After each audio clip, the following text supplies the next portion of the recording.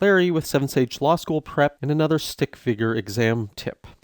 This one is the overview to our philosophy at 7 Sage Law School Prep, and it's called The 3 Keys to Success on Your Law School Exams. When we talk about the 3 keys to success here, and by the way, in referring to success, we mean something very particular: getting good grades, or even more specifically, getting A's. Because that's the definition of success in law school. I don't want to get too philosophical. It's important to learn and blah, blah, blah. If you're in law school, you're there for a reason: to do well, to become a lawyer, and to pursue the career of your dreams. So let me go back. Why just 3 keys? I hate the idea of laundry lists like 10 things that you're doing wrong with cheese. Thank you so much, Gawker. Or 15 ways you can decorate cake with your nether regions. I mean, this stuff is just useless. It's just laundry listing.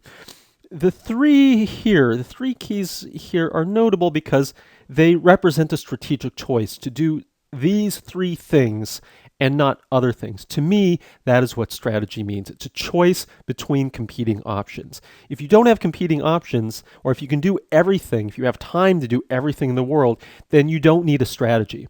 But if you have limited time and limited resources, you can only pick certain things to do with your life. And in law school, if you want to do well, if you want to get the jobs that you went to law school to get, that you dreamed about, you need to get A's. And to get A's, in my view, you need to focus on 3 specific things. And they sound very simple, and there's a lot more to them. The first is to master the law. The second is to master issue spotting. And the third is to master your professor. Each of these has a very specific meaning, and each of these deserves many, many other lessons underneath them. But this is the basic strategy. What you're doing in this course in 7 Sage, if you sign up for it, or even in the free videos on YouTube, if you follow this advice, you're most of the way home, and you're quite a bit ahead of the other people in your class. The 3 things you need to do well in law school are: first is master the law. You need to know the black letter law.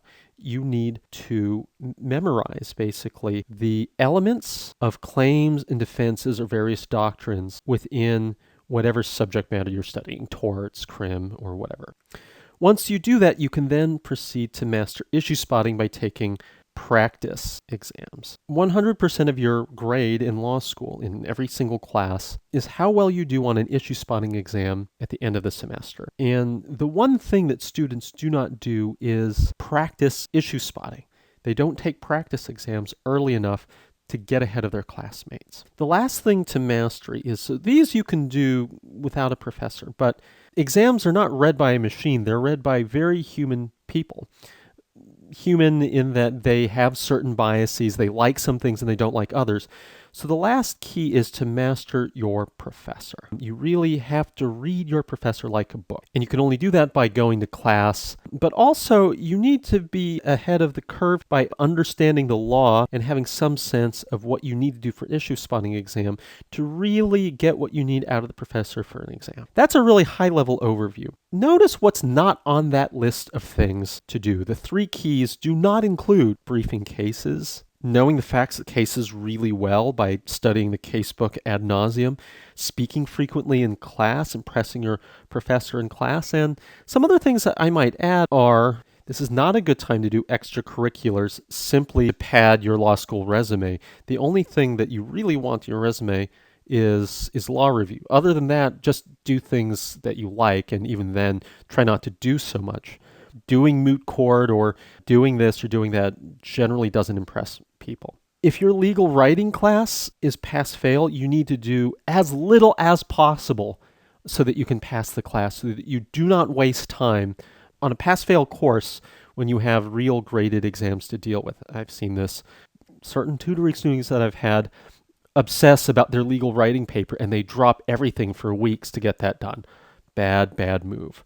That's the wrong strategic choice to make. You need to stick with these basic 3. Here's another stupid representation of this. There's a law school success pyramid. I wish I could say this is like the fire triangle. You might have certain levels of success certainly if you fulfill the first two. 1, 2, and 3 were ordered in a specific way. First, you really need to master the law. Then you really need to master issue spotting. And then here you need to master your professor.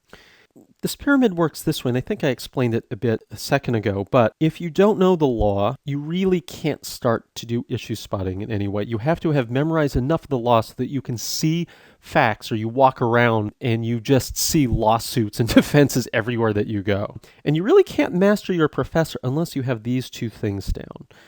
But I think the threshold for good grades is maybe somewhere here. People have done very well just doing these two things. But to really guarantee yourself top grades, do you see this? Ha ha ha ha. You need to be here. You need to have mastered the law, you master issue spotting, and then you get in this space. You get into your professor's head, and that's how you do well in law school.